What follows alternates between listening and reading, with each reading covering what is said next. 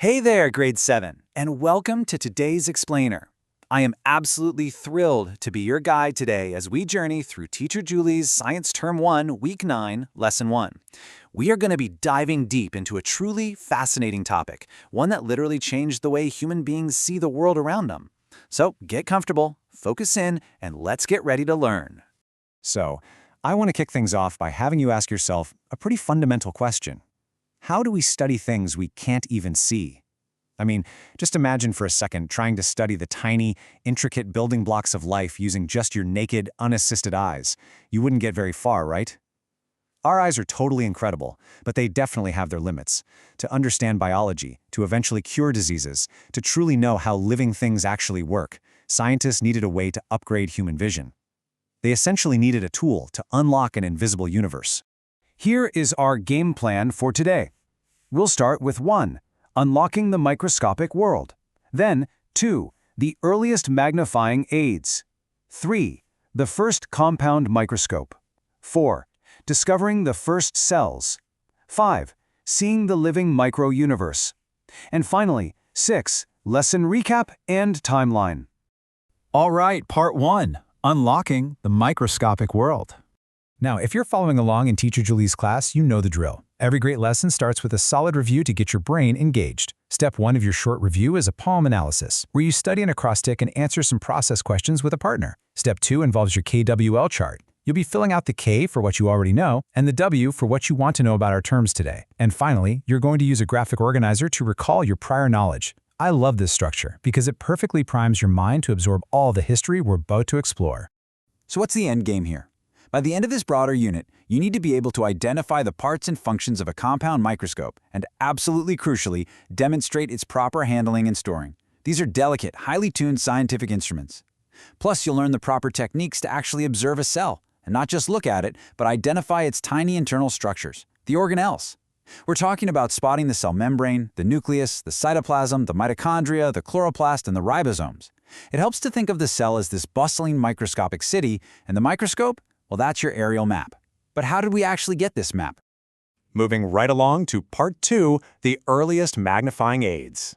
We're going on a bit of a time travel adventure today, and this master timeline shows the big picture of human discovery that we'll be covering.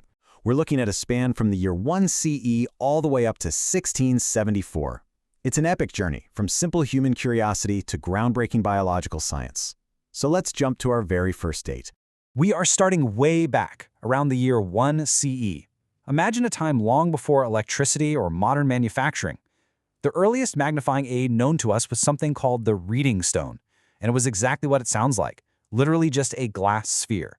You would take this glass sphere and place it directly flat onto a piece of text to enlarge the letters, which made reading much easier. It was basically a primitive magnifying glass.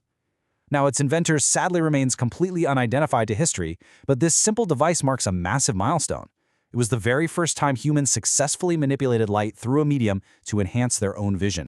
Let's fast forward over 1,000 years to around 1282 in Italy. Here we meet an Italian inventor named Salvino d'Armate. Now, just a quick heads up, depending on where you read this, sometimes auto captions or old text might scramble his name, but Salvino d'Armate is the historical figure we credit with a huge leap forward, the very first pair of wearable eyeglasses. His brilliant design featured 2 convex lenses mounted in a simple frame that could rest right on your nose. This was an absolute game changer. Instead of sliding a heavy stone across a page, your magnification was now entirely hands-free. It was essentially the 13th century version of wearable tech.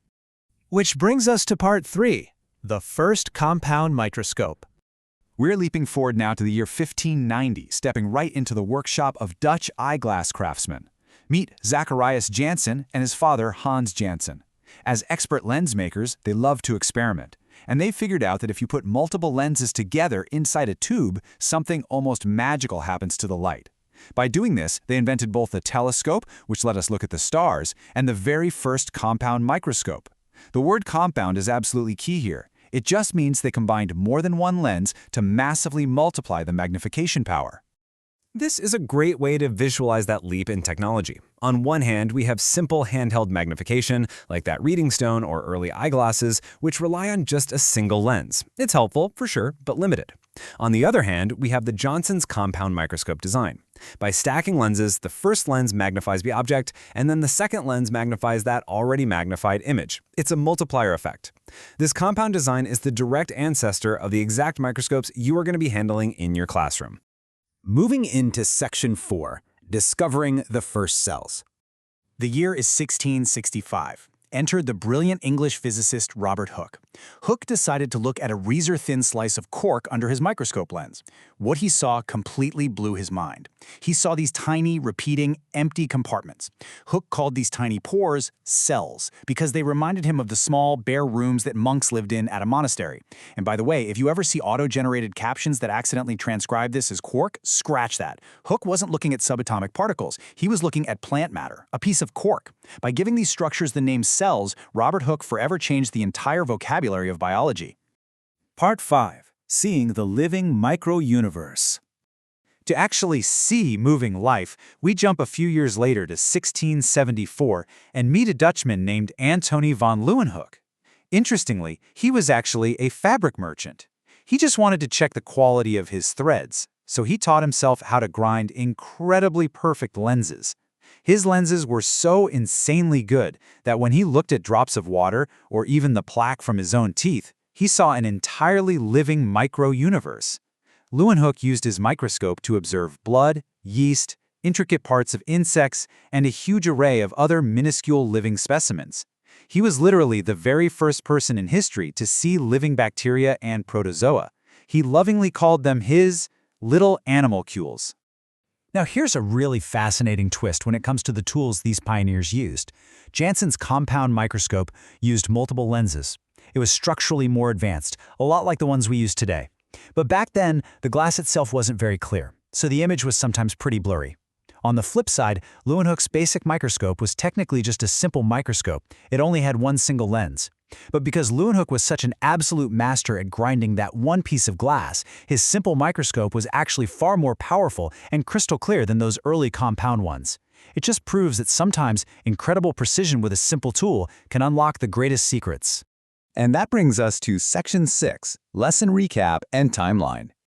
Let's quickly recap our epic journey. We started way back at 1 CE with the simple glass reading stone. By 1282, Salvino d'Aramate put those lenses right on our faces with eyeglasses. In 1590, the Janssen family stacked lenses to give us the compound microscope. This paved the way for 1665, where Robert Hooke looked at cork and gave us the word cells.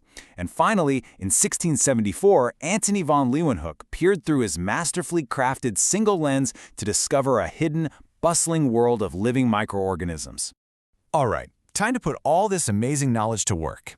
To successfully complete Teacher Julie's lesson, here are your final 2 tasks.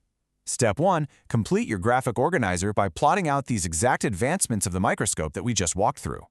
Step 2, unlock your content area vocabulary by completing the vocabulary table. You'll need to provide accurate descriptions of the given terms we discussed today. Pro tip, I highly recommend using the notes you took during this explainer to fill those out perfectly.